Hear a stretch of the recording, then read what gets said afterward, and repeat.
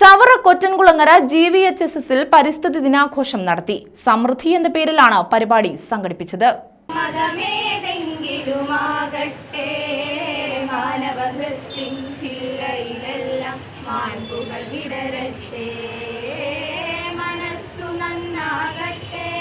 Kottankulangara GV higher secondary സ്കൂളിലെ NSSന്റെ നേതൃത്വത്തിലാണ് പരിസ്ഥിതി ദിനാഘോഷ പരിപാടികൾ സംഘടിപ്പിച്ചത്. ഇതോടൊപ്പം +2 പരീക്ഷയിൽ ഉന്നത നിലവാരം പുലർത്തിയ വിദ്യാർത്ഥികളെ അനുമോദിച്ചു.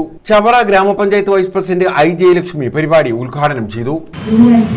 ലോക പരിസ്ഥിതി ദിനമാണ്. എല്ലാ വർഷവും നമ്മൾ സമുദ്രമായി ആചരിക്കുകയും ചെയ്യുന്നുണ്ട്.